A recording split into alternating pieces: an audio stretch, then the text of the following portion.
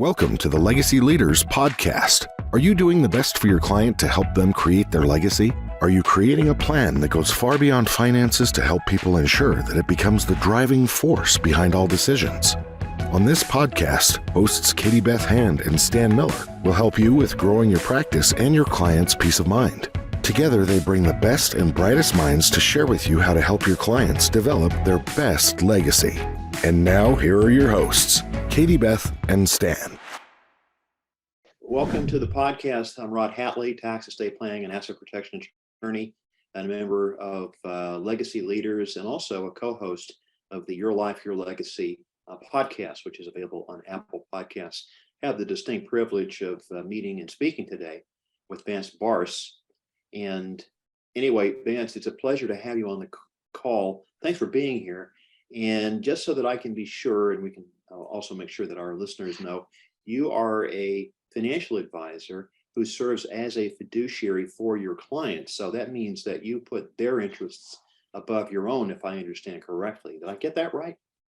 You did, in fact. And Rod, thank you very much for having me on the show. It is truly a pleasure to be here. And yes, I am categorically and definitionally a fiduciary financial planner and a certified private wealth advisor practitioner. Wow, that's a mouthful. Yeah. Well, if you look at all the alphabet soup after my name, I mean, it's like, it's all we kind of deal with, we have all these letters after our name. I'd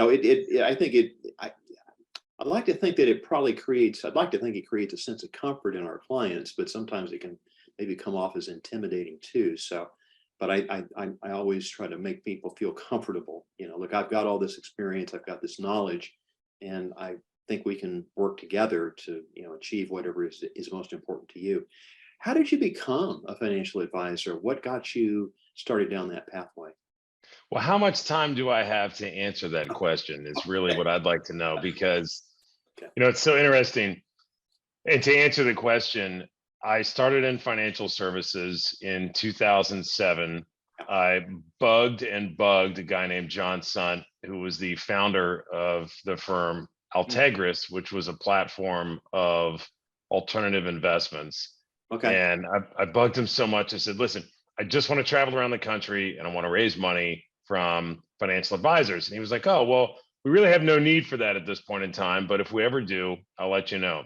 Okay. And 9 months later to the day, John called me and he said, while we are a platform that's available to direct investors at the time, anyway, we want to start a side project, which is called intermediary distribution, and take our product suite and make it available to financial advisors nationwide.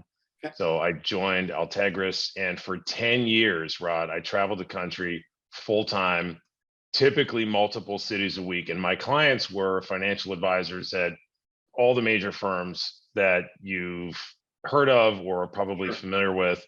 And my job very specifically was to go in to the financial advisor and wealth management offices that had high net worth and ultra high net worth clients and teach them how to use different types of alternative investments, private equity, and so forth, where those investment strategies really served as, historically anyway, a non-correlated or diversified asset class for their clients. And in that process, I learned way more than I ever bargained for.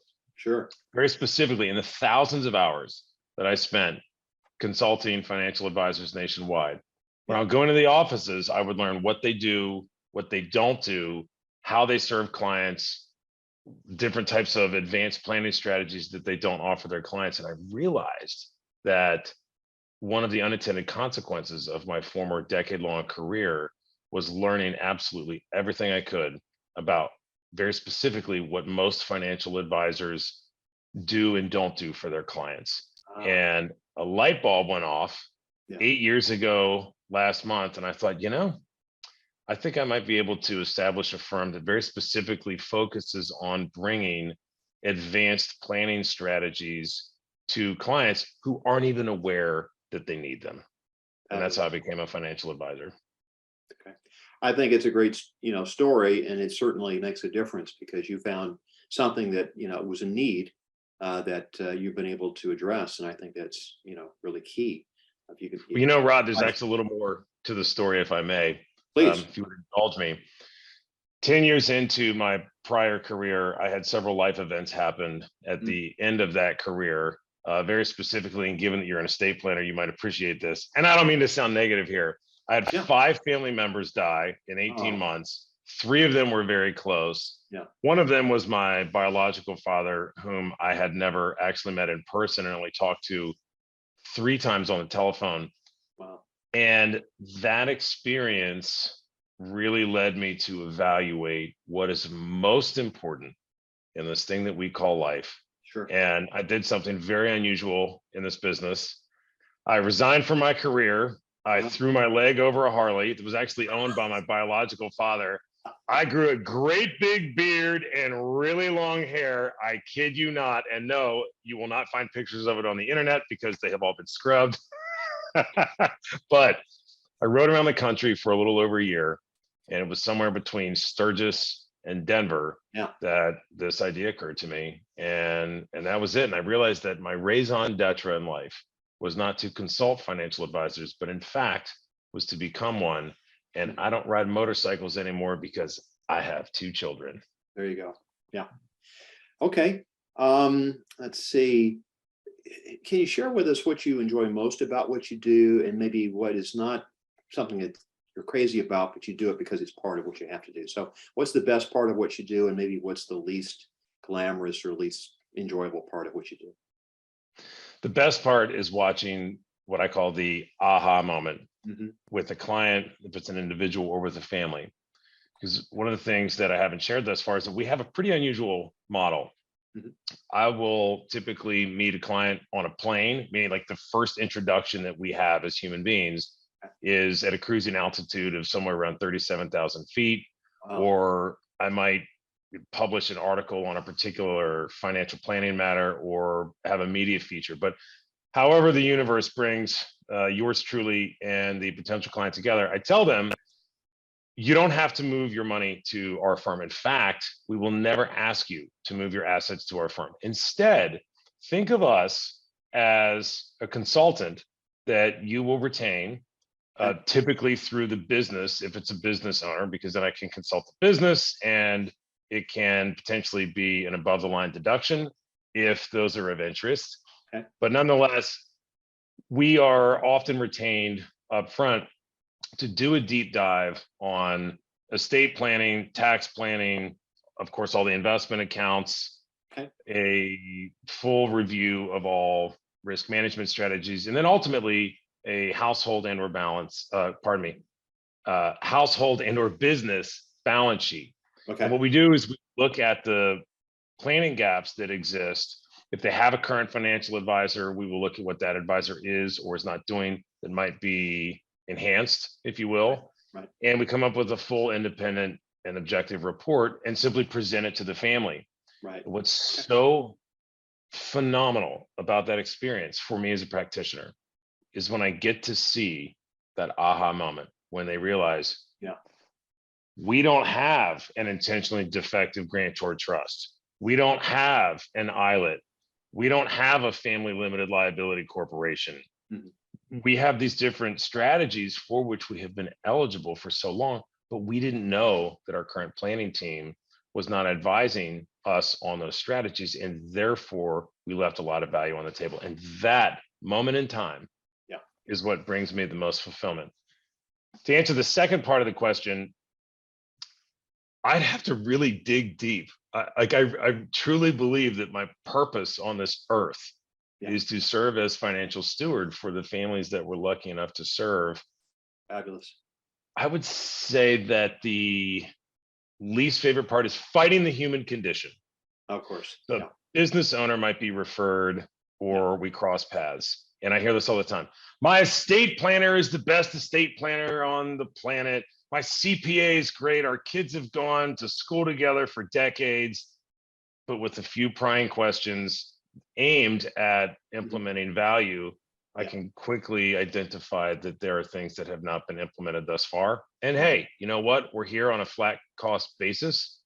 And I like the idea of removing the conflict of you have to move your money to us for us to serve you, because that's what so much of the industry does. Okay. Um, so you kind of shared it a little bit, kind of indirectly, but what is an ideal client or referral for you to work with? I mean, is it typically higher net worth folks, or you have like a minimum, the kind of person that you like to work with, or where it makes sense for the value that you can bring to the table? We have a no jerk policy here at Oh, the good. firm. So if Right. if in our initial 15-minute discovery call, Yeah. there are some of the red flag personality traits, which, in all seriousness, does not happen that often. Sure. Yeah. At the end of the day, it's really important that we're able to do what we love Yeah. and do that for the families that we serve. A typical client for us has somewhere between 1 and 25 million liquid. We Okay. do have some outliers, Right. but it's important to understand that a lot of families have the majority of their worth in a business, in Hmm. real estate, or both. Right. And it's unfortunate because a lot of those families are eligible for what I call the advanced planning acronym alphabet based soup, right? When we kind of Right. joked about it earlier in terms of Right. letters after our last names, but Yeah. it's so vital that the families understand how they can retain as much of their assets within their estate and make sure that their heirs don't fight over those assets at some point during life or after transition to the spiritual side. So a typical family for us is in that 1 to 25 range. And by the way, that's not by accident. Yeah. Having spent thousands of hours inside of financial advisory firms and wealth management institutions, the so-called private wealth cohort will typically start at somewhere between 25 and 50. A lot of these firms will court these business owners ostensibly to bring value as a wealth management firm, but let's not forget that a lot of these big banks have the banking solutions there, which are a revenue stream for the bank. So the reason I'm not with the bank is because I don't want that potential conflict of interest. And we have banking solutions for our clients. I have no financial incentive otherwise. But the reason that we're in that cohort is because once you get to 50 or 100 plus, a lot of those families already have what are called single family offices or multifamily offices, Right. or they're in the private wealth channel. And it's just so hard, again, fighting the human condition, Right. to get them to see and understand that there's additional value out there, even though it's not with the big bank. Yeah. Yeah. Okay. Let's see.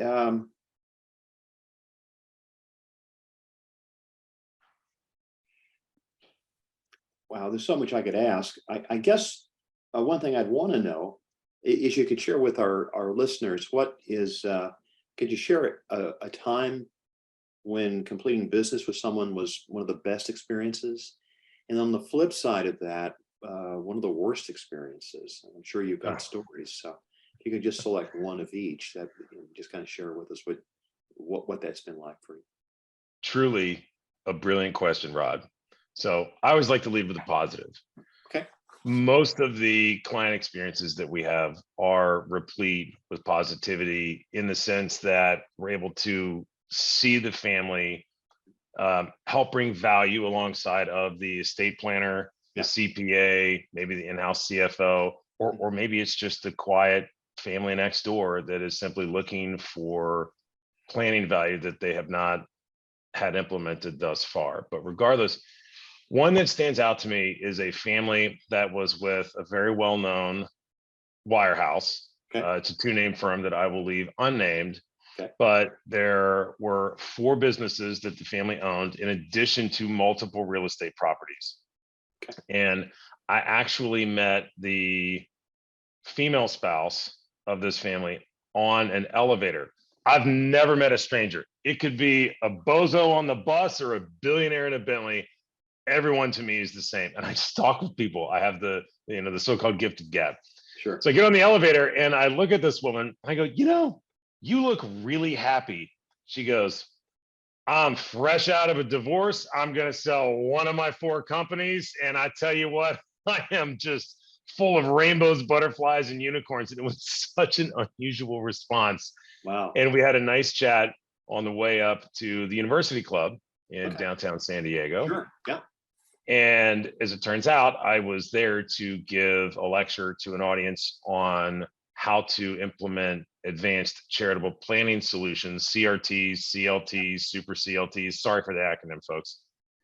But in any event, she happened to be in the audience. Oh, wow. And she went through our process. We did the initial retainer. We did a full deep dive on the estate.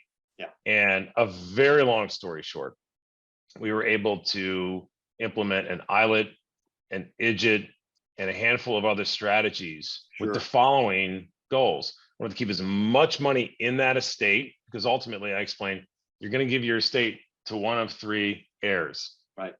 The heirs that you intend, the government by way of taxes, or charity.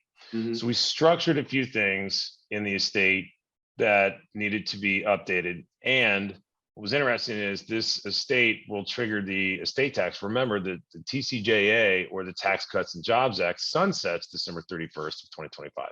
Right. So the qualified assets in this estate will ultimately go to a donor advised fund to Good. get a deduction on the 706. Sorry to get a little nerdy here, but we were able to keep as much money in that estate as possible, foster familial unity by way of charitable intent, and reduce a lot of the otherwise taxable value of that business prior to the liquidity event. And I cannot emphasize this enough. You've probably seen this in your career. Yeah. Someone goes, I sold my business. Now I'm looking for some tax breaks. I'm going, the list is, yeah, right. I shouldn't laugh because there's comedy and there's tragedy, but it's so tragic that you kind of have to laugh because you do. they just take a little initiative before the liquidity event. Right. Oftentimes there's a lot of value there. One of the worst is we had a spendthrift client, which almost never happens. Yeah. And despite having investment policy statements and withdrawal policy statements, this individual decided to purchase a very expensive luxury item that I will leave unnamed, but it floats on water. And the impact of that particular purchase had a pretty significant negative impact on the overall financial plan. And all I can do is carry the message. You know, and it's valuable. And I appreciate you sharing both the good and the bad. And it happens. And sometimes people take leave of their senses. It does happen. And sometimes the best you can do is say, well, let's see how we come back from this. But the first story was fabulous because you're able to connect with somebody, help them understand there are things that we can do. And boy, it can make a real difference for the family that comes after them. That's really that reminds me of something that I should also share. So there's the initial sort of dollars and cents impact. But life is meant to be lived. Sure. So we have an annual retreat for this family. In fact, it's coming up in July. Okay. And all of the family members and their spouses will be there.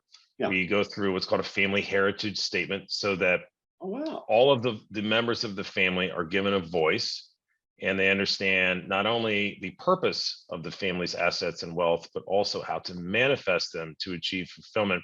And that's not just flowery language. We go through very specific exercises to outline and identify that. We bring in a PhD who helps talk about family dynamics and how to navigate that very big gap between family wealth and meaning. Because one of the biggest misperceptions among the public is that life for the wealthy, whether it's 2 million or 5 million or 50 million, is so simple and easy. But in reality, humans are humans and they still come with emotions, and it's very important to make sure that those are addressed. That's terrific. I mean, I'm just so encouraged that you're able to do that for your clients, to be able to, you know, spend that time with them away from the office, away from everything, get them, you know, where they can relax and then they can let their guards down and, you know, talk about what's really most important, you know, the family and, you know, what do we want to leave behind? And it's wonderful that you can involve the children and all the family members have a voice at the table, which is not always the case. And so that's so heartening and encouraging to hear. just wow. That's all I can say. Um, Let me throw this out there. The phrase trusted advisor is often used. And it's something I suppose all of us aspire to be. What does that term, trusted advisor, mean to you in terms of being a financial advisor and the kind of work that you do for the clients you serve? Well, first, let me explain why I laughed, because having spent thousands of hours within the wealth management industry and going to dozens of conferences over the years, annual conferences for different firms, one of the most overused terms is trusted advisor. How to become the trusted advisor? Do you want to become the most trusted advisor? Trusted advisor.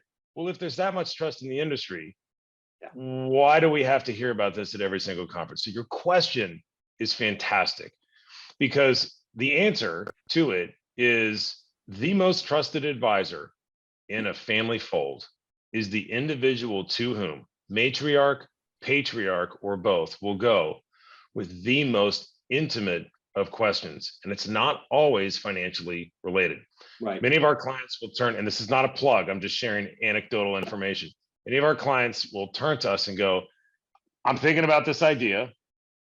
Here's what I've put into this. I'm concerned about the tax implications, or what are your thoughts on? And part of our job is to navigate what I call the allied planning team. Yeah. The M&A specialist, the CPA, the estate planner, the P&C agent, the realtor, you name it. Any of the players or the characters, if you will, that have a seat at the table, to work with all of them and make sure that we look at all potential planning gaps and very specifically how to fill them. To me, that is what a most trusted advisor is. So many of our conversations, Rod, aren't about, well, interest rates are doing this and therefore we think that. Right. The conversations are around, how am I going to be remembered after I transition to the spiritual side? How do I solve for my estate tax burden? How do I reduce the tax bill that I'm going to have on the sale of my business or property?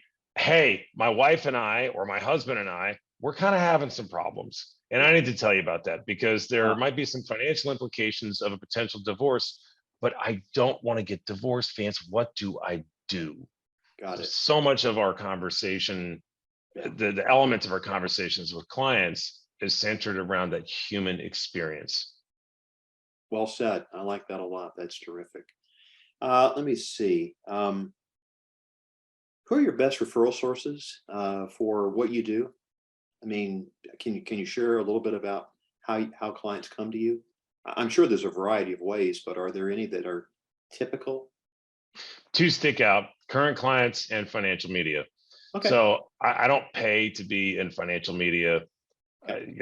The situation was such that back in 2019 or so, I met with a leading financial journalist who picked my brain a bit on the thousands of hours I spent inside the wealth management industry and started quoting me. And there was sort of a snowball effect. So I might write something that's published by CNBC or get quoted in things. I was recently quoted in Barron's, blah, blah, blah. No one cares other than my mom. Hi, Mom. But people will read that and they'll reach out. They'll Google me. They will look at the website. They'll look at our videos on YouTube. I frequently lecture on advanced planning topics. Most of our referrals come from current clients. And it's really interesting because I mentioned financial advisory conferences earlier. It's so many of these conferences, Rod. There's the 1 or 2 sessions on, how to build referrals by leveraging relationships with estate planners and CPAs, right? There's always a focal point there. Sure. But in reality, most financial advisors think about their current clients as the referral source. What I've found, it's really actually interesting. A lot of our clients have said to me, you know what, if one of my friends brings financial matters up, I'm going to refer them to you. But so many clients have shared, I just don't talk dollar sign related items with any of my friends because it's a little taboo. But it's current clients or financial media. Okay. Let's see. And you're here in San Diego. And so if somebody was interested, based on our conversation today, and they wanted to reach out to you for direction, possibly advice, or maybe even to retain your services, how's the best way for them to get to you? they can quite simply Google Vance Barse. The firm's website, which is yourdedicatedfiduciary.com, pops up, and you can easily find my contact info and reach out. And I love talking about these things Sure. more than you could possibly imagine. The only thing I love more is spending time with my 2 young kids in my mid 40s. And it's great. So I really appreciate the opportunity to share ideas and reflect on the industry. And I really appreciate you having me here today. It's been a pleasure, Vance. Thank you so much for sharing the time. And this will be posted to Apple Podcasts here, probably, as I said before we went on the air here, maybe 4 to 6 weeks out. So by the time this is actually people are listening to it, it'll probably be, well, this is about the middle of April, so maybe about mid to late May, possibly. So anyway, unless there's anything else that you wanted to share with our audience before we bring it to a close, thanks for sharing the time. It was a real pleasure and an honor to have you here. Well, thanks. And there is one more thing. Please. I wrote Fiduciary Wealth Management, subtitled The Millionaire's Guide to Hiring the Right Financial Advisor. I've had a couple firms take my name off of it and use it for clients of theirs. So if you'd like a free copy of it, they can find me by way of the website, reach out, and I will send it their way. And again, Rod, thank you so much. This was truly a pleasure. Thanks, Vance. You've been listening to the Legacy Leaders Podcast with Katie Beth Hand and Stan Miller.